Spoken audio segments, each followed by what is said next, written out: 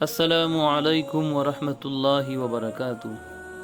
کچھ واقعات، کچھ قصے اور کہانیاں ایسے ہوتی ہے جن سے کچھ نہ کچھ سبق حاصل کیا جائے، یہ ہمارے لیے فائدہ مند ہوتی ہے۔ اسی طرح سے ایک بادشاہ اور غلام کی داستان ہے۔ ایک وزیر نے اچانک بادشاہ کی وزارت چھوڑ دی۔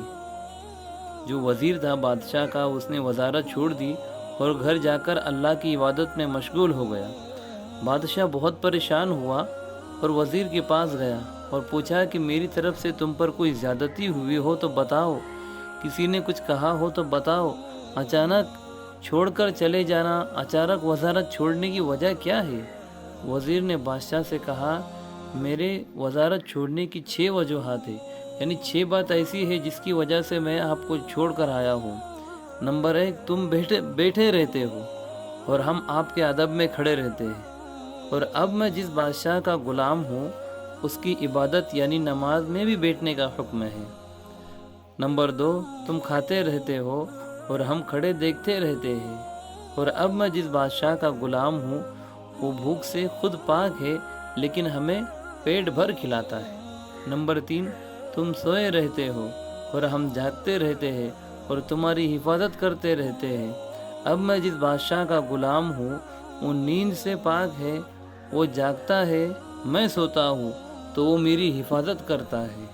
نمبر 4، ہمیں ڈر رہتا ہے کہیں ہم سے کچھ غلطی ہو جائے، کچھ خطا ہو جائے تو تم ہمارا سر قلم کر دو گے، اور لیکن اب میں جس بادشاہ کا غلام ہوں جتنی بھی غلطیاں ہو جائے معافی مانگ لو وہ معاف کر دیتا ہے۔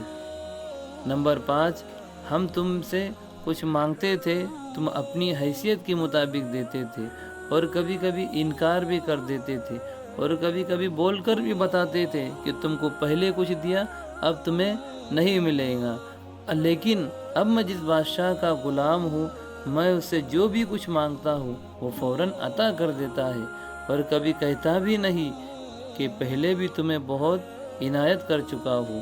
نمبر 6، ہمیں ہمیشہ یہ ڈر رہتا ہے کہ کہیں کوئی دوسرا بادشاہ تمہیں شکست دے کر، تمہیں قتل کر کے ہمیں قیدی کر لے یا ہمیں بھی مار نہ دے، لیکن میں جس بادشاہ کا غلام ہوں وہ ایسا بادشاہ ہے کہ کوئی اسے شکست دے ہی نہیں سکتا، بلکہ ساری دنیا میں اسی کی بادشاہی ہے، ساری دنیا میں اسی کی واہوائی ہے۔ وہ تنہا ہے جو پوری دنیا کا، پوری کائنات کا نظام چلاتا ہے، جس نے 18,000 مخلوقات دنیا کے اندر پیدا کیے، 1.25 لاکھ نبی انبیاء کرام دنیا کے اندر بھیجے تاکہ امت صحیح راستے پر آ جائے، تاکہ قوم صحیح راستے پر آ جائے، نماز کی پڑھنے والی بن جائے، قرآن کی تلاوت کرنے والی بن جائے، زکوٰۃ کی دینے والی بن جائے، لوگوں کی مدد کرنے والی بن جائے۔ بادشاہ وزیر کا جواب سن کر لاجواب ہو گیا اور کہا کہ یقیناً تم نے سب سے بڑے بادشاہ کی غلامی اختیار کر لی ہے، میں بھی کوشش کروں گا کہ اسی کا غلام ہو جاؤ۔ اللہ اکبر۔ ایسے واقعات پڑھنے سے عبرت حاصل ہوتی ہے۔ اللہ تعالیٰ سے دعا کرتا ہوں کہ اللہ ہمیں بھی ایسے اللہ ہمیں بھی تیری قدر اور تیرے سامنے جھکنے کی توفیق عطا فرمائے، اور تجھ سے مانگنے کی توفیق عطا فرمائے، تیرے حکم پر چلنے کی توفیق عطا فرمائے، تیرے پیارے حبیب صلی اللہ علیہ وسلم کی سنتوں پر چلنے کی توفیق عطا فرمائے۔ السلام علیکم ورحمۃ اللہ وبرکاتہ۔